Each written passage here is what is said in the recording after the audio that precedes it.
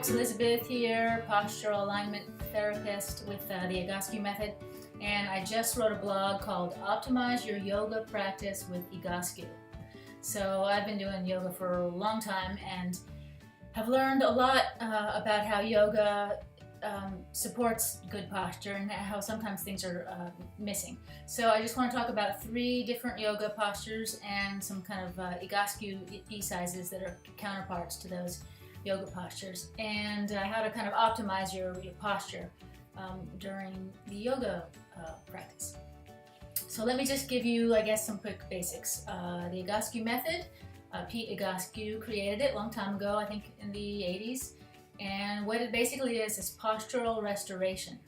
And that might not sound like anything, but actually it turns out that it's everything, because posture is what your muscles are doing and how they're moving the bones. Okay, so muscles move bones. So it has to do with what your muscular system is up to, and we want it to be up to its optimal behavior, right? So we want the optimal design to be going on, which is good posture. That's going to look like good posture. That's going to look like straight up and down, okay? And that allows the body, all kinds of organs and all aspects of the body to function optimally. So that's why postural restoration is so important. Let me give you a super quick basics on what your posture should look like. And really, we usually talk about the load joints. So the load joints are what we load, what the weight is loaded upon. That would be the ankle joints and the knee joints and the hip joints and the shoulder joints. So those are the load joints, and they want to be stacked when you're standing in a relaxed manner. They want to be straight up and down, above, right on top of each other. And most of us don't have that at all. So there's my hip joints. Shoulder joints are going to be right above, knees right below. So we got all kinds of things going on. A lot of us are sort of forward here. A lot of us do not have knees that are below our hips. They're coming in and going out, all different directions. And eventually injuries are going to happen. All kinds of issues can occur. So that's perhaps all I'll say on postural restoration, because I got a ton of information on my website. And I got lots of blogs and lots of videos. So every time I write a blog, I create a video. So this one's the one that corresponds to optimizing your yoga practice. So let's see, what should I talk about? Oh, I remember. The hip tilt. Okay, it's kind of interesting because, as you guys know that do a lot of yoga, specifically, like say for downward dog, we're told to arch your back, we could call it, right? And that's called an anterior tilt, right? So we're wanting to do that, like in downward dog, or on the way down to things, right? So the trick with this is, what we really want is we want a neutral spine, which is this top of this part of the hip bone and the top of that part of the hip bone are basically even. So we don't want that, we don't want this, okay? And you've got that sort of a tilt if you're losing your curve here. And if you've got too much curve, that's because you have what's called an anterior tilt, okay? So it's posterior too much, anterior too much. Now, well, I guess it's about half and half, but most of us don't have neutral hips. Mine are pretty neutral, so there's what a neutral hip looks like. Now the deal is, if your yoga teachers are always telling you to arch your back, that's the anterior tilt. Well, what if you've already got a really excessive anterior tilt, which is not unusual?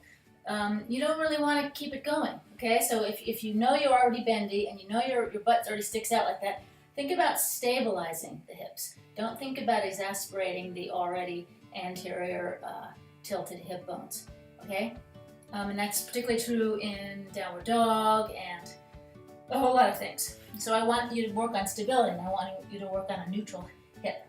So you want it, if anything, and yoga tells you this as well, to, what do they say? They say, tuck. I guess they say tuck your tailbone, right? Well, if you've already got a tucked tailbone, guess what? Don't do it. Don't do it. That would be for the anterior tilt folks, okay? To tuck your tailbone, because then you're looking at something that's pretty neutral. So I just want you to pay attention to what your hip bones are doing, okay? And like I said, you can kind of look, you can kind of measure. Alrighty, the other thing I want to talk about, that you need to know what your posture is already up to in order to start to listen well to the yoga teachers when they're telling you. For example, sometimes they want you to squeeze your scapulas together, right? Which is excellent. I mean, especially for stability when we're doing downward dog and all kinds of things. It creates a more stable shoulder joint. But some of us already have too much of that. That's the deal. So if you're kind of like that all the time, right, and with the head sticking out, if you have tightness in between your scapulas all the time, you probably have contraction there.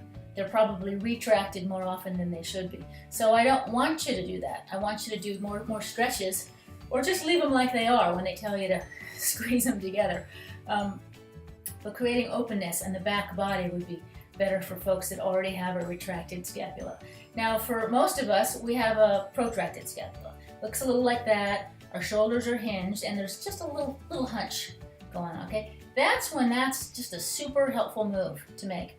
So again, see what your scapulars are doing on a kind of regular basis, where they're kind of stuck. And think about stability. Think about openness and stability when you think about your shoulder joints. So that's that. Oh, I wanted to tell you something real quick, because you hear it in every yoga class, probably hip width apart, right? And I found, surprisingly enough, that most of us don't know, myself included, until I learned what that means, what hip width actually is. So again, I'm going to show you. Sorry, my head disappears, but they mean the hip bones, okay? So we don't mean where our hips end, or, you know, we don't mean here. We mean where your hip bones are. That's like way in here, where my hip bone, my femur, goes into the cavity of the hip. Okay, so it's right about there. So that's what you want. And you can see my knees are hip width. That's hip width right there. So keep that in mind. And you always want to do hip width. Sometimes they forget to tell you that. Downward dog, all that stuff. Ankles hip width, knees hip width, because that's optimal design. So the more we remind the body and can connect the whole system to each other in proper alignment, the more restoration happens. So that's the deal with hip width. The three exercises I talked about in my blog, downward dog is the first one. So Egoscue also has an e-size called downward dog. It's the same exact thing, same name. So again, what I want you to pay attention to, and I already talked about it, is the tilt.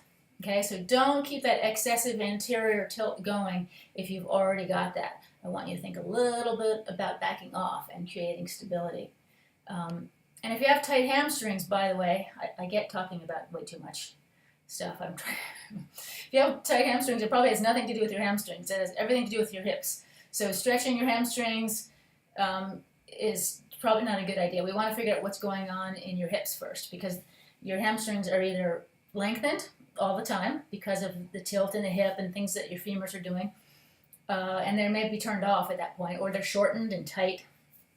But either way, it's not the muscles' fault. I mean, it is the muscles' fault, but we got to get the muscles reminded of what they're supposed to do, and which puts the bones back in place, which allows the muscles to, from there, be proper length tension.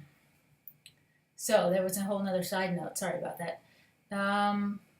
Downward dog, talked about it. Upper spinal twist. Alrighty, so there's a lot of twists in yoga. I think it's mostly called reclined spinal twist. And I guess I'm going to show you this one. Or I could describe it. The trick is to keep everything stacked. So when we do exercises, okay, let's see if this works. I haven't really planned much of this out at this point. Spinal twist is going to look like this. And the trick is we want to start, the way we do it, we want to start with the shoulder directly underneath, right? Because the more we can keep low joints stacked, the better, okay? And like I said, we're protracted. Most of us are protracted with our scapulas. So this puts them right back where they're supposed to be, okay? And then the hips are 90 degrees. This is going to happen all the time, and I want you to maybe think about it while you're doing yoga. 90 degrees, and the ankles are stacked. Knees are stacked, hips are stacked. That's where you want to start. And this is tucked in a little bit, okay? Then we go over, right? As far as you can go. I haven't planned this out. That's supposed to go to the floor. And then I'm supposed to look that way, okay? But this is what's happening. We've got beautiful stability. And then we allow the upper body to get full range of motion, which is always what you're after. You're after creating stability within the body, especially with the joints, and then allowing full range of motion. Because that's what gets stuck. So we're strengthening, we're stretching, full range of motion. But stretching usually means range of motion. Nothing really stretches. It's just we're just allowing the body to get to its optimal design, like the joints are meant to move in a certain mobility, and that's what we're usually after. So that's upper spinal twist. That's what it's called in Egoscue. And you probably want to do that for a minute, maybe 2, each side. Downward dog in Egoscue, we hold it for 1 minute, 2 minutes, something like that. And then the last thing is Shavasana. So everybody knows what Shavasana is if you do yoga. Corpse pose. And a corresponding exercise that I just want to share is static back. Now I got a bunch of videos, and most of them have static back on them because it's just a favorite, and it's just really a wonderful exercise, and it's super easy, and it does the trick. So the things we want to think about when we're doing Shavasana are the fact that anytime we're on a flat plane, whether it's the wall or in the case of Shavasana, the floor, we remove rotation, okay, and we're also allowing the spine to settle and neutralize. So if we have an excessive curve, whichever one that might be, cervical curve, lumbar curve, thoracic curve, all that gets to neutralize when we're lying down. So that's actually really important. It doesn't seem like much, but it is. Bringing the body back to where it wants to be is just an important thing, and a little bit goes a long way in this case. So spine back in a neutral position on the flat plane of the floor, and static back actually lifts the legs up. So I could be lying down, and I would have my knees up on that bench right there. And that's really nice if you have an excessive curve back here. If lying on a flat floor is uncomfortable, and I know that they sometimes mention this at yoga, and it used to hurt me because I had an excessive lordotic curve, and an anterior tilt, and a few other things going on. So I couldn't really do it. I had to put a pillow underneath or just lift my knees up. But all that is an easy fix. You bring mobility back into the hips is mainly what you do, and Egoscue does it. And yoga can certainly help too, no doubt about it. Like cats and dogs is a quick example, or cat-cow, it's called in yoga. So what was I saying? I'm saying, okay, so static back is the thing to do. I was explaining the wonderful Egoscue sort of postural restoration aspects to Shavasana.